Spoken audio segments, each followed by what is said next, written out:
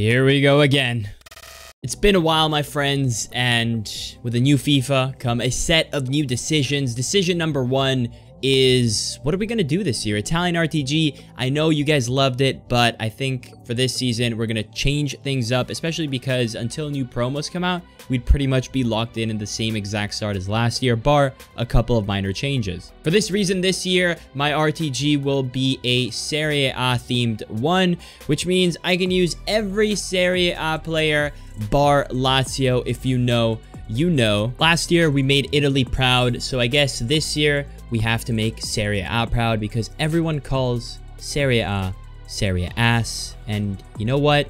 I don't think an ass is rightly represented, so donkey to glory it is. And that obviously includes heroes and any icon that played in Serie A, even if it was for just 1 millisecond. Decision number two is, what are we gonna play, old gen or new gen? And I'm gonna give it a fair shot. As you can see, I have 250 FIFA points. I didn't put FIFA points on, but with the Ultimate Edition, you get 4,600. And so we divided them up in draft on stream between old gen and new gen. And so in today's video, let's go and voice over one draft on PS4 and one draft on new gen and just talk about my thoughts in general and to why I'm going to choose the console that I end up choosing. First up, we have PS4, the console that's been so disrespected last year. Everyone calling it the noob nation, but I wouldn't be so sure about it this year. I mean, at the end of the day, who's left on PS4? It's only sweats. We get a 4-3-3-4.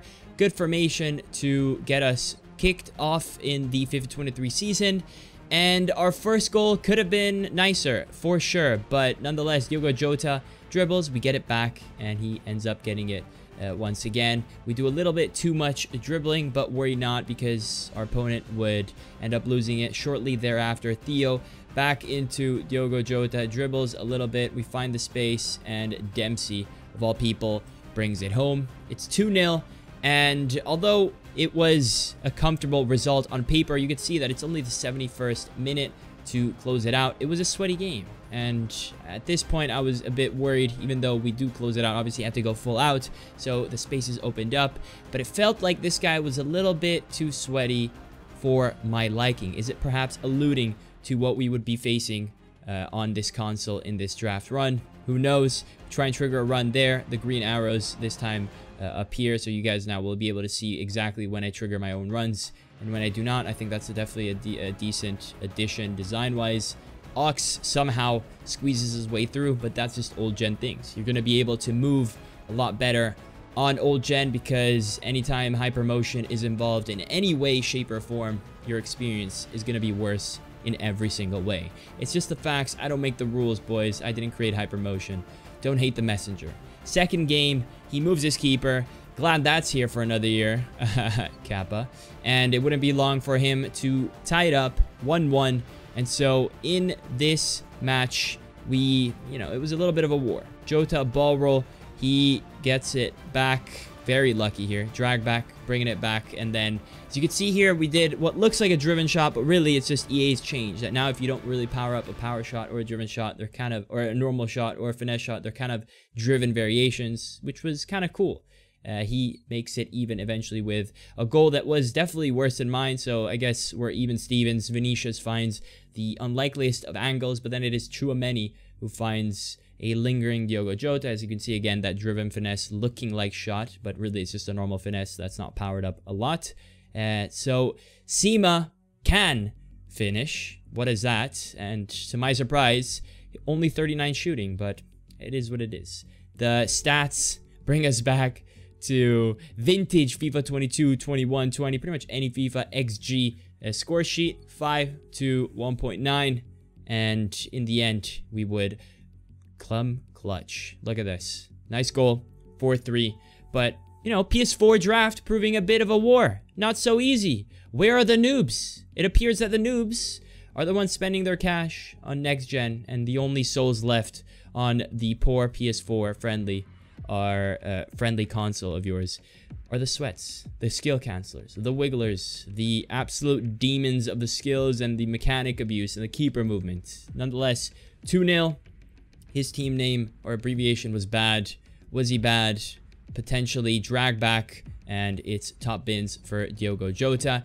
We make it into the final of 4-4-1-1 with KDB, but fear not, we have Lemina into Jota, into Dempsey. The field opens up. We got the overlaps. His team is collapsing on one side, and Son brings it home. That's also one thing I found in next gen, that the keepers, obviously I finished it there, but the keepers were a lot better than on new gen. We give away a pen here, and he ends up bearing it. 1-1, another war, at least it's looking like it. He does a Stallion-esque pass, if I say so myself, and it leads to a goal. So we're down. Within 20 minutes, we got a lead and then lost it. Also fast. Life flashing before my eyes. His defensive AI low-key not keeping up with my runs, which leads to an easy equalizer within 30 minutes. And then it's Dempsey, Tchouaméni, Diogo Jota linking up, triangles forming. His defense has collapsed, lost track of Tchouaméni. Easy finish, and we regained the lead. But of course, you can see it's the 80th minute, and it was 3-2 up until that point. Definitely a tough win. We ended up getting 2 more goals, but it was still a sweaty game. And so now we switch to old gen. Now, I didn't just play one draft on new gen. Sorry, I meant to say new gen. We played more and multiple on both generations, so to get a good idea. And I have to say, drafts on this console were a lot easier. For one reason, it felt like the level of player was a lot lower between cross-console matchmaking and also what appears to be a lot of noobs. It was a lot chill, but at the same time, the gameplay is so automated AI-wise that it would take a less skilled player to beat me on this console. It just felt like every game was a lot easier. Obviously, keepers are also awful on this, so pretty much any shot is a goal, which means that even if I concede, I'll probably score a lot of goals. Now, if it's an equal matchup in terms of skills, then it's a bit more complicated here. Mbappe sort of doing Mbappe things. We're still getting used to the jockeying, if that's what we want to call it. I feel like calling jockeying on FIFA 23 jockeying is an insult to the word of jockeying, because it feels like you're moving the Titanic more so than jockeying. 2-1 up. We grab a penalty. We ended up missing with a little mozzarella soft shot.